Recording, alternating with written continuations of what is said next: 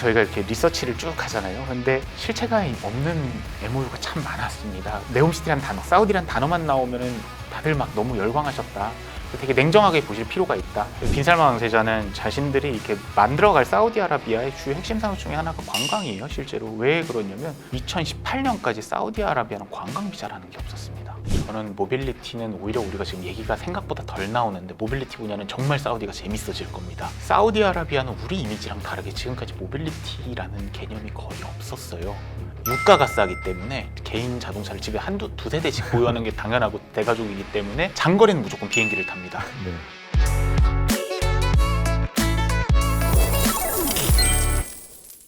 컨설턴트님하고 쭉 얘기를 하면서 무슨 생각이 들었냐면요. 이게 실현 가능성이나 이런 걸 떠나서 어쨌든지 얘들이 조금만 뭘 해도 사업 규모 자체가 워낙 크기 때문에 이게 기업들 입장에서는 굉장히 큰 먹잇거리가 되겠다라는 생각이 들긴 하거든요. 네, 이게 놓쳐서는 안 될 시장인 거는 분명한 사실인 것 같아요. 맞습니다. 그렇다면 저희가 이제 또 얘기를 해봐야 될 게 과연 이게 우리나라 어떤 기업들에 큰 도움이 될 수 있을 것인가 이거를 또 봐야 될 것 같은데요. 당연한 얘기지만 어쨌든 건설이 가장 큰 비중을 차지하고 있는 거니까요. 특히 우리나라 건설사들은 과거에 중동의 기적이라고 하는 굉장히 큰 히스토리도 갖고 있고 이번에도 역시 큰 기회가 온 거라고 볼 수 있지 않을까 싶거든요. 네, 저는 오히려 건설업은 리스크를 한번 생각해 보시고 한번 고민해 보셔야 된다. 물론 저보다 건설업 현업자들이 더 잘 아시겠지만 우리나라 사람들이 전반적으로 그 묘한 중동에 대한 향수랑 이상한 큰 기대가 있어요. 그래서 실제로 70년대 말에 그 중동 1차 중동붐 때는 한국 사람들이 사우디 가서 큰 돈 벌어오신 분들도 많이 계신데 하나만 더 틀어서 생각하면 우리 어릴 때부터 제2의 중동붐, 제3의 중동붐 이런 얘기 많이 나왔는데 실제로 돈 버는 회사가 없거든요. 왜 그런 거 봤더니 최근에도 하나건설이 이라크 비스미아 프로젝트 취소한다는 이야기 계속 나오고 있거든요. 그래서 이 중동의 프랙티스 자체가 건물을 짓다가 만약에 예를 들어 원한 설계도랑 다르게 이걸 바꾼다 라든지 아니면 중간에 건설을 취소하게 됐을 때 기성고를 인정하는 경우가 되게 빡빡합니다. 그래서 역으로 어떤 일이 벌어지냐면 건설사들이 이런 거예요. 기성고 돈을 떼게 생겼으니까 울며 겨자 먹기로 저가로라도 건물 완공해주고 돈을 받는 이런 형태가 계속되고 있거든요. 한두 해 끝난 게 아니고요. 근데 그럼에도 불구하고 왜 이 회사들이 계속해서 수주를 하고 있냐라고 보는데 트랙 레코드 그리고 랭크 때문에 계속해서 중동에서 사업을 수주하고 있다. 저는 네옴시티 관련해서 건설업체들 물론 큰 기회 되고 총매출에게는 네. 도움되지만 수익성은 한번 꼼꼼히 따져보셔야 된다라고 말씀드리겠습니다. 그리고 과거 우리나라가 중동의 붐을 함께 할 수 있었던 거는 사실 가장 가격이 저렴했기 때문이잖아요. 근데 아까도 중국 기업들 얘기하셨지만 지금 상황에서 오히려 가격 경쟁력을 더 갖춘 건 중국 기업들이지 않을까라는 생각도 들긴 합니다. 지금 통계를 보면은 당연히 사우디 네옴시티 이미 기초공사는 더라이는 기초공사 들어갔다는 말씀 드렸고 1위 기업은 사우디예요. 당연히 수주 1위는. 근데 2위와 3위를 놓고 한국 기업과 중국 기업이 계속 엎치락뒤치락 싸우고 있습니다. 근데 사실은 지금 사우디에서 공사 수주는 비용도 비용이지만 정치적 이슈가 엄청나게 큽니다. 자, 아까 다시 수레바퀴를 돌려서 70년대에 왜 한국 기업들이 거기 가서 돈을 벌어왔느냐라고 질문을 주셨잖아요. 그 저가 노동력 때문이라고. 그 부분도 맞는 이야기인데 사실은 그때 사우디랑 한국은 둘 다 친미 국가고 한 나라는 이제 제조업이 올라오는 국가고 사우디는 당시 오펙이 결성되면서 국부를 많이 쌓은 국가였기 때문에 여기에서 여기로 보내면서 친미 국가 간의 일종의 그런 자본주의 연대가 발생했다고 보시면 좋을 것 같거든요. 그러면 지금 어떤 일이 외교적으로 정치적으로 어떤 변수가 있느냐? 일단은 중국과 사우디 관계가 대단히 급속히 가까워지고 있다. 그래서 실제로 중국 기업들이 많이 수주를 하고 있습니다. 그러면 한국 기업들한테 위기가 아니냐라고 생각하실 수 있는데 역으로 지금 사우디 빈살만 왕세자가 어장관리의 달인이에요.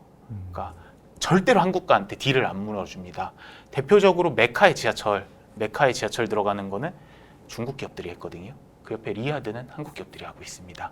역으로 이거는 오히려 정치적으로 안배할 가능성이 크다. 그런 의미에서는 총수주액에서는 분명히 한국 기업들한테 기회가 올 확률이 상당히 있다라는 판단이 듭니다. 지금 두 가지를 더 말씀을 나눠보고 싶은데 일단 말씀하신 대로 과거에는 사우디와 미국이 굉장히 밀월 관계였는데 최근에는 굉장히 안 좋잖아요. 노골적으로 너무 안 좋아져서 이게 뉴스에도 많이 나오고 있는 상황이고 그런 점에서 봤을 때 이 부분도 저희가 좀 주목해서 봐야겠네요. 사우디랑 미국 관계가 앞으로 어떻게 될 것인가.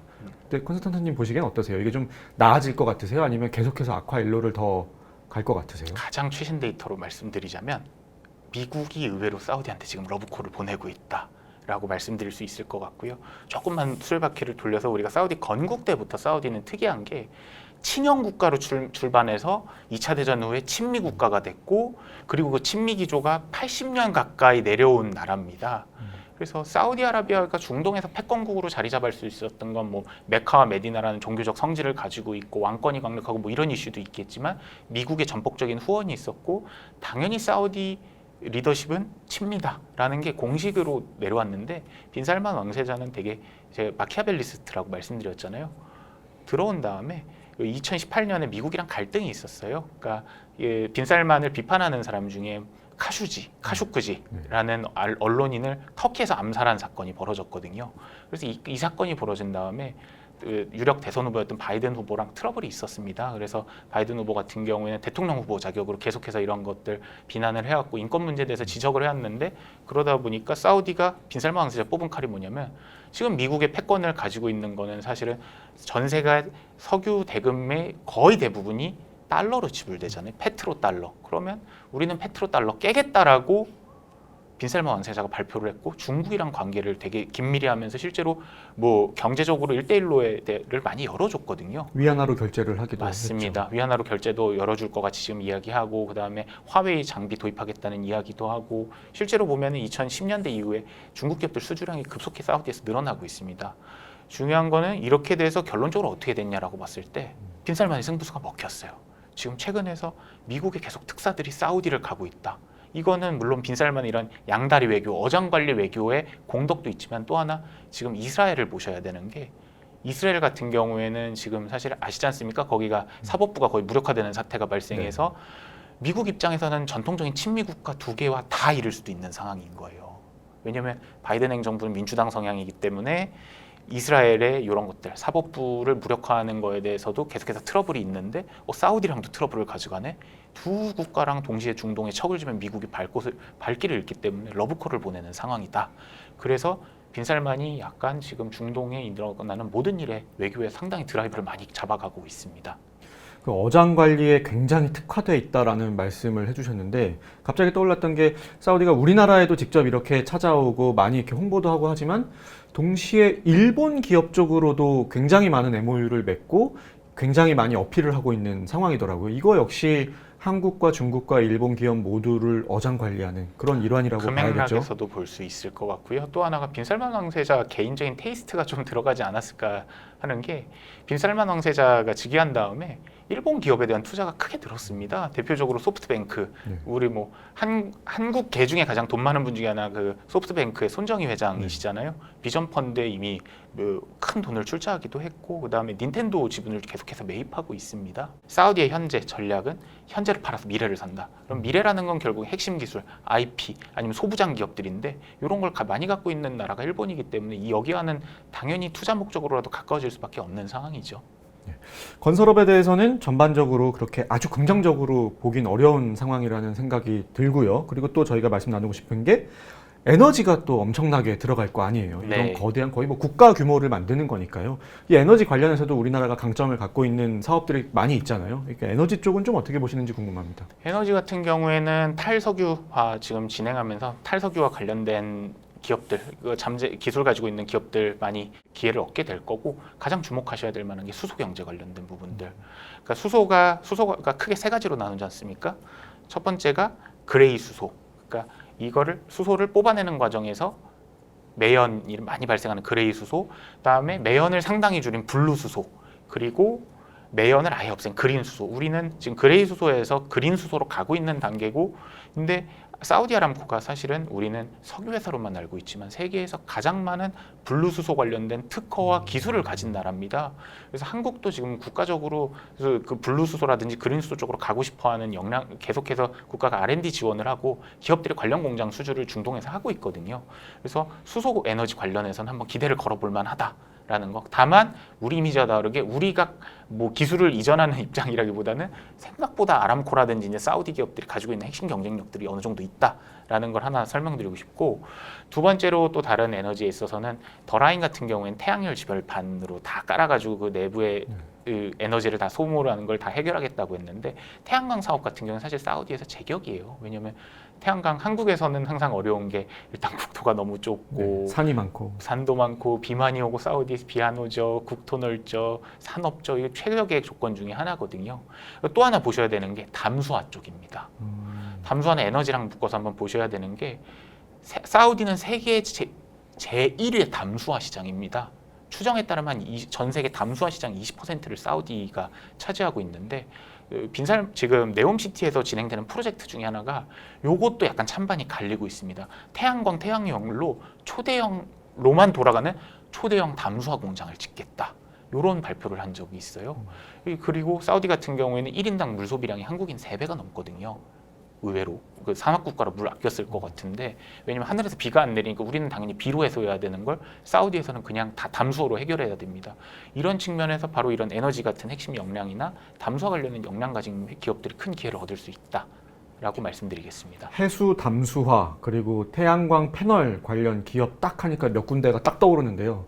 그 기업들이 혜택을 볼 수 있는 거 맞나요? 아니면은 말씀하신 것 중에 좀 인상적이었던 게 오히려 자국 기업이 그걸 다 할 수도 있는 거잖아요. 사우디 자국 기업 네. 말씀이시죠? 제가 보기에는 여기 특정 기업을 제가 찍는 거는 되게 위험할 것 같은데, 그런 거. 그래서 제가 항상 보는 게, 저희가 여기서 어떤 얘기를 해드리면 이거는 주가, 코스닥 주가 요새 되게 이상하게 움직이지 않습니까? 네.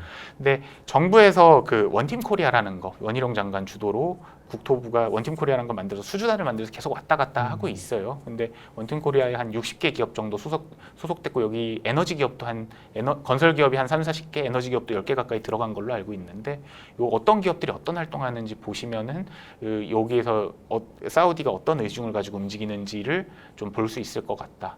그리고 말씀 주신 것 중에 사우디 기업한테만 기회가 가지 않느냐라는 말씀 주셨는데, 사우디는 항상 제조업의 국산화에 대한 엄청난 큰 열망을 가지고 있습니다. 그래서 그 부분도 중요한 포인트긴 합니다. 과연 사우디가 외국인한테 보여주는 게 아니라 실제로 얼마나 투자 기회를 줄 거냐. 그거를 앞으로 어떻게 진행되는지를 면밀하게 좀 살펴볼 필요성은 있겠네요. 네, 그래서 투자 관련 법 규정 한번 계속 개정하고 있으니까 그거 면밀하게 보시면 어느 정도 답을 찾을 수 있고 진정성을 찾을 수 있지 않을까라고 생각이 됩니다. 그럼에도 과거에 그런 케이스들이 너무 많았기 때문에 걱정되는 게, 말씀하신 대로 그 기술 이전에 가장 큰 관심을 갖고 있을 것 같거든요. 그렇다면 결국에 우리나라의 선진 기술만 쏙쏙 빼먹고 결국에 돈은 제대로 안 주고 이런 일이 벌어지진 않을까, 이런 걱정도 들어요. 맞습니다. 그런 우려들 사실 중동에서 사업하시는 분들, 중동 넘어서 제3세계에서 사업하는 사람들의 다 공통적인 고민일 것 같고, 제가 이 책에도 써놨는데 이렇게 말씀드릴 거예요. 무조건 잘 될 거라고 생각하는 건 정말 바보 같은 짓이다. 항상 리스크 검토하고 선배 기업들이 어떻게 실패했는지를 보셔라. 잘 됐는지보다는. 그렇게 말씀드릴 수 있을 것 같습니다. 그리고 추가로 또 저희가 나눠봐야 될 분야가 모빌리티나 엘리베이터가 아닐까 싶어요. 왜냐하면은 거기가 지금 계획대로라면은 사실상 이제 교통이 완전히 진짜 상상을 초월하는 형태로 나타나게 될 텐데, 그렇게 됐을 때 우리나라 기업들이 굉장히 많이 노려볼 수 있는 사업의 기회가 아닌가 싶거든요. 저는 모빌리티는 오히려 우리가 지금 얘기가 생각보다 덜 나오는데, 모빌리티 분야는 정말 사우디가 재밌어질 겁니다. 왜냐하면 사우디아라비아는 우리 이미지랑 다르게 지금까지 모빌리티라는 개념이 거의 없었어요.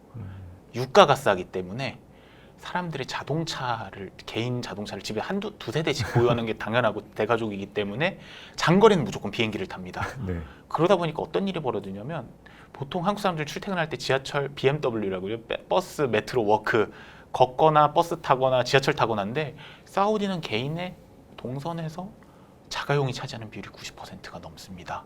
근데 이걸 그동안 지금 사우디의 지하철이 제일 먼저 뚫린 데가 메카입니다. 2010년부터 공사를 해서 뚫렸는데, 이 메카에 뚫어놓은 지하철은 사실은 대중을 위한 지하철이라기보다는 성지순례를 위한 지하철이었어요. 메카에 있는 건. 그리고 본격적으로 짓고 있는 게 지금 리야드의 6호선 84개역을 짓고 있는데, 이게 빠르면 올해, 늦으면 내년에 지어집니다. 그래서 이런 거 드디어 사우디는 이제 국토 전반적으로 대중교통이라는 걸 만드는 실험을 하기 시작했다. 그래서 한번 이건 주목해 보실 필요가 있습니다. 그다음에 두 번째로는 더라인 말씀도 주셨고 여기 안에서 무슨 얘기를 했냐면 내연기관차가 절대로 네옴시티를 돌아다니지 못하게 하겠다라는 발표를 했어요. 사우디에서. 그러면 다양한 대안 수단들 UAM, 사람이 탈 수 있는 대형 드론이라든지 아니면 하이퍼루프라든지 그다음에 뭐 초고속 광역철도라든지 이런 것들이 여기서 시험이 될 텐데 사실 이 기술들은 당장 사용하기에는 무리가 있는 기술들도 상당히 있습니다. 그럼에도 불구하고 주목해야 된다는 거는 이런 기술들은 사실 누군가가 리더십이 가지고 가서 이걸 한번 써보자 라고 해서 쇼케이스가 되기 전까지는 이 기술이 실용 가능한 기술인지 어떤 경제적 효용과 파급 효과를 가져올지는 아무도 알 수 없거든요. 근데 바로 네옴시티는 이런 신기술들, 모빌리티 신기술들의 체험장이 될 거다. 그리고 아까 말씀 주셨잖아요. 더라인 내에서 그 많은 인구를 어떻게 움직일까? 역으로 보면 공학자들한테 엄청나게 좋은 기회가 되는 거죠. 이걸 풀어낸다거나 이걸 어느 정도는 그래도 완화시킬 수 있는 솔루션, 우리가 솔루션을 내놓는다, 모빌리티를 내놓는다. 그렇기 때문에 스타트업들은 여기서 많은 쇼케이스를 가지게 될 거다라고 말씀드리겠습니다. 제가 알기로는 이 프로젝트를 구상하는 과정에서 빈살만 왕세자가 굉장히 많은 컨설턴트들을 고용을 해갖고 프로젝트를 구상했다고 알고 있거든요. 역으로 이번 과정에서 더 세세하게 들어가면은 한국 기업들이 구상을 한 것들을 안을 갖고 제안을 하는 무대가 펼쳐질 수도 있겠네요. 우리가 봤을 때는 이런 식으로 해서 하면은 굉장히 유용하게 될 것이다. 우리랑 이런 사업 해보자. 이런 제안의 기회가 펼쳐진다고 보면 되는 거겠죠? 네. 그래서 사우디아라비아가 최근에는 빈살만 왕세자가 실권을 잡은 다음부터 또 특징이 뭐냐면 컨퍼런스를 되게 많이 해요. 전 세계의 아까 말씀하신 대로 컨설팅 그룹들, 보스턴 컨설팅 그룹이나 맥킨지 이런데 컨설턴트들 머리를 빌리는 동시에 유망한 사람들이랑 빨리 네트워킹을 해서 좋은 아이디어, 좋은 기술 우리가 다 가지고 있자. 올해 초에 바이반이라는 행사가 있었거든요. 사우디아라비아에서 하는 전 세계 스타트업 경진대회다. 근데 한국 기업들도 많이 참석해서 1등한 회사도 한국 기업입니다. 그래서 그 회사가 어떤 회사인가 놓고 봤더니 드론 띄워가지고 건물 미리 설계 전에 도면 그리는 회사예요. 큰 기회를 사우디는 이런 거에 대해서 되게 많이 지금 지갑을 열 준비가 되어 있기 때문에 그 부분을 한번 주의 깊게 보시면 좋을 것 같다라고 말씀드리겠습니다. 지금 저희가 계속 모빌리티 관련 이야기를 중심으로 나누고 있는데 일단 하이퍼루프 같은 경우가 가장 비중이 크겠죠. 170km를 왔다 갔다 하고 하려면은 규모도 굉장할 테고요. 또 드론도 얘기 나오고 있는데 조금 걱정되는 것 중에 하나는 하이퍼루프나 드론 교통에 있어서 우리나라가 주도하는 시장은 아니잖아요, 사실. 그 점에 있어서는 오히려 미국 기업들이 더 이득을 보는 거 아닌가라는 생각도 들거든요. 일단은 하이퍼루프 같은 경우에는 공식적으로 아직 채용되진 않았고요. 그 지하에 더 스파인이라고 더 라인을 이렇게 관통하는 철도가 있는데 이게 사실은 뭘로 그러니까 어떤 하이퍼루프를 갈지 다른 걸 갈지는 아직 공식적으로 발표한 적이 없습니다.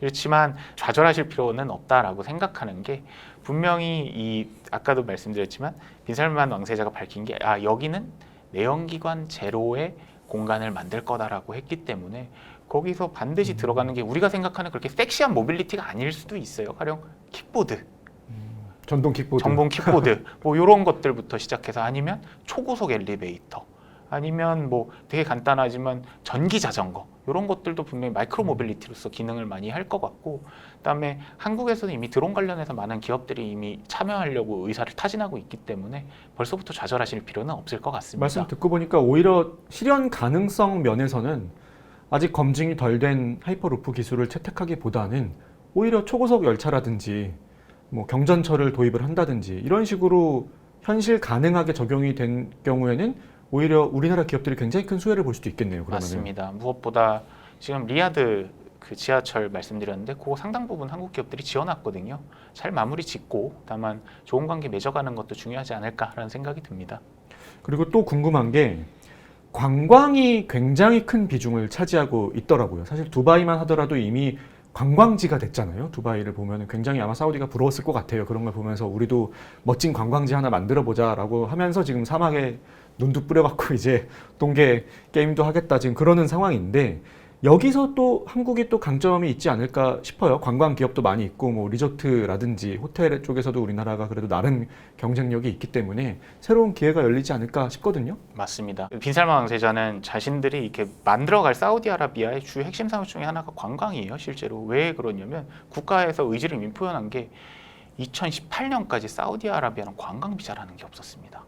그 전까지 들어가신 분들은 비즈니스 비자, 가족 방문 비자, 아니면 성지 순례 비자. 그럼에도 불구하고 사우디가 우린 관광 필요 없는데라고 얘기할 수 있었던 게 이미 사우디는 역으로 관광 비자는 없는데 어마어마한 돈을 관광으로 벌고 있었어요. 성지 순례 관광 때문에. 왜냐하면 사우디 핵심에 메카와 메디나라는 도시가 있는데 이 메카랑 메디나라는 도시는 저 모든 무슬림들이 20억에 달하는 무슬림들이 한 번은 이 두 도시를 돌고 와야 되거든요. 죽기 전에. 성지 순례로 들어오는 수입만 해도 엄청났는데 다만 빌사만 왕세자가 즉위 거의 실권 잡자마자 한 게 관광 비자 만들어라. 그렇지만 지금까지는 재미가 없었습니다. 왜? 관광 비자 신설된 게 제 기억이 맞으면 19년인데 그 다음에 20년에 아시겠지만 코로나가 바로 터져가지고 관광객이 전 세계적으로 급감했다. 그래서 사우디아라비아 보면은 우리 이미지랑 다르게 막 사막이라서 뭐 볼 거 없지 않을까라고 했는데 사실 두바이보다 사우디아라비아 관광 지원이 훨씬 월등하거든요. 두바이 같은 경우에는 신생 국가예요. 근데 사우디아라비아는 이미 메카랑 메디나를 포함해서 인류가 오래전부터 문명 꾸리고 있던 거고 문명 꾸리고 그 유적지가 있는데 이런 곳들이 다만 아직 편하게 돌아볼 수 없다. 그래서 작년에 빈살만 왕세자는 그 경제순방단이 한국으로 왔고 올해 또 왔잖아요. 그 실무자들이 그때 네이버랑 카카오를 만나고 왔는데 네이버랑은 뭐라고 갔냐면 그 건물과 관련된 디지털 트윈 만드는 쪽을 주로 이야기하고 반면 카카오와 얘기하고 간 게 바로 관광 관련된 부분들. 가령 카카오 티맵 통해서 모빌리티 부르고 뭐 그다음에 관광 예약하고 이런 솔루션들을 많이 그 MOU를 맺고 갔다. 그래서 이런 부분에서 기회가 많이 주어질 거라고 생각하고 있습니다. 그러고 보니까 우리나라만큼 이렇게 활발하게 모빌리티라든지 그리고 호출 서비스라든지 이런 게 성공적으로 지금 된 나라가 몇 없는 거의 상태인데 네. 사우디 입장에서는 굉장히 매력적인 시스템을 갖추고 있는 나라로 보일 수 있겠네요. 맞습니다. 그 추가로 제가 이게 궁금합니다. 왜냐하면 저희가 또 방송사니까 미디어 산업에 굉장히 관심이 많거든요. 근데 제가 또 최근 듣는 얘기가 중동에서 K 콘텐츠가 굉장히 인기가 많아지고 있다. 특히나 이제 걸그룹 관련해서 지금까지는 중동 국가들에서는 굉장히 이게 보면 안 되고 약간 뭐 그런 게 있었는데 그런 것들도 많이 바뀌고 있고 종합적으로 뭐 드라마든 영화든 앞으로 이 중동 시장이 굉장히 큰 시장이다라는 얘기가 있더라고요. 컨설턴트님이 보시기에는 미디어사에게 어떤 조언을 해주고 싶은지도 궁금합니다. 우선은 그 정부에서 매년 이걸 발표를 합니다. 그 K-팝이 얼마나 보급되어 있나. 메나 지역에서 손꼽히는 한류 커뮤니티가 조성된 나라 중에 하나가 사우디아라비아예요.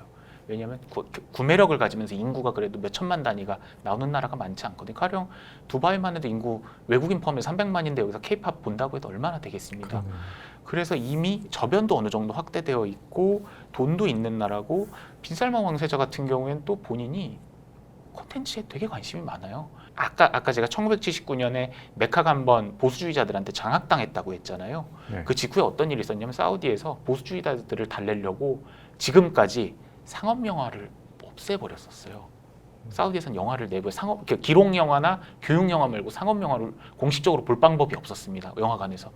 이것도 빈살만 왕세자가 풀어놓았고 빈살만 왕세자는 본인 자체가 되게 서구식 생활 양식에 익숙한 분이에요. 그래서 보면은 뭐 WWE 아시죠? 네. 프로레슬링 경기 여기도 지금 정기적으로 순례를 하고 있고 포뮬러 1 뭐 이런 것들 콘텐츠를 많이 풀어놓고 있다. 좋은 콘텐츠가 나오려면 두 가지지 않습니까?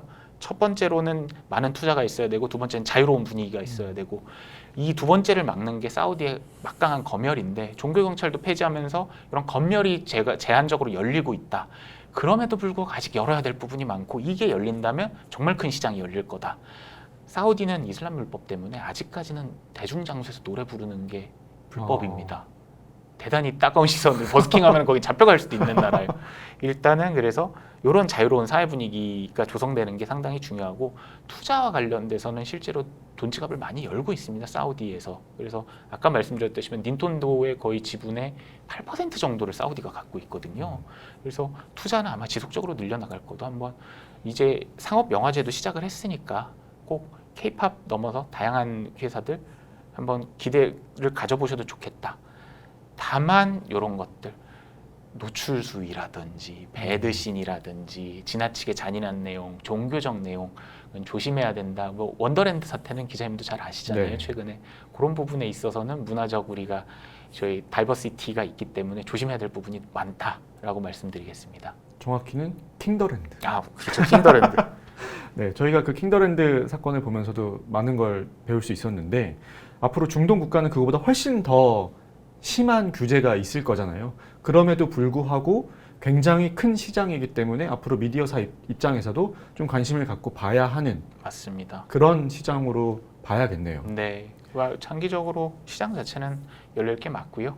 아랍 쪽 전반적으로, 그러니까 사우디 아라비아 반도가 지금 나라가 여러 나라가 있거든요. 예를 들어 사우디도 있고 아랍에미레이트도 있고 오만도 있고 그다음에 오만도 있고 예멘도 있고 뭐 이런 나라들이 있는데 그런 나라들 전반적으로 지금 보면은 의외로 인도 영화가 되게 인기가 많아요. 근데 발리우드 무비들 네. 그래서 왜 발리우드 영화들이 큰 인기를 끌고 있을까를 역으로 한번 생각하고 분석해 보면 우리 기업들한테도 많은 진출 기회가 올 거다. 네, 컨설턴트님과 오늘 정말 많은 얘기를 나눠봤는데요. 마지막으로 특히나 저희 방송을 개미 투자자들이 많이 보시거든요. 그렇다면 당연히 이제 어떤 기업에 투자를 해야 될까 이런 생각을 많이 하시면서 보셨을 것 같은데 그분들에게 이것만큼은 좀 조심해야 한다. 이거 잘 살펴봐라. 이런 조언 좀 해주셨으면 좋겠습니다. 일단은 저희가 이 책 쓰면서 되게 힘들었던 게 저희가 이렇게 리서치를 쭉 하잖아요. 근데 실체가 없는 MOU가 참 많았습니다. 그래서 뭐 네옴시티랑 글자만 요새 대세는 뭐 초전도체랑 배터리긴 하지만 그래서 작년 말이 특히 그 약간 네옴시티란 단어, 사우디란 단어만 나오면은 다들 막 너무 열광하셨다. 그래서 되게 냉정하게 보실 필요가 있다. 이게 정말 이게 매출이 될지, 매출이 영업이익으로 연결될지, 그리고 영업이익이 연결돼도 이게 유의미한 수준일지는 다 다르기 때문에 관련 내용들 되게 꼼꼼히 따져보셨으면 좋겠고, 또 하나는 요 사우디와 관련해서는 어쨌건 그럼에도 불구하고 그냥 이거 안 될 것 같다라는 생각보다는 구체적으로 이게 분야별로 진척도가 너무 다르기 때문에 그런 걸 한번 꼼꼼히 보고 두 번, 세 번 꼼꼼히 보시고 한번 결정을 하셨으면 좋겠다라는 말씀을 드리겠습니다. 그러니까 중동 가서 사진 한 장 찍고 왔다고 MOU 하나 맺었다고 바로 그냥 후다닥 가서 주식 사고 이러면 안 되는 거잖아요. 그러면 꼭지의 왕이 되겠죠. 여기 꼭지 물리고 저기 꼭지 물리고. 좀 더 구체적으로 설명을 하자면은 그런 말씀 주신 내용들이 사실 분기마다 나오는 보고서, 또 사업 보고서, 감사 보고서에 다 담기는 내용들이잖아요. 맞습니다. 구체적으로 어떻게 되고 있고 여기서 어느 정도의 사업 규모로 어느 정도를 벌어들이고 있고 이게 다 숫자로 나오는 건데 대부분 개미 투자자분들이 이거 안 보시거든요. 그러니까 이런 것들을 잘 살펴보고 투자를 해야만 성공을 할 수 있겠네요. 저보다 더 잘 설명해 주신 것 같습니다. 감사합니다, 이 기자님. 아닙니다. 오늘 컨설턴트님 덕분에 정말 많은 거 배웠고요. 우리 또 시청자분들께서도 잘 참고하셔서 나중에 좋은 결과 있으시기를 기대하도록 하겠습니다. 감사합니다. 감사합니다.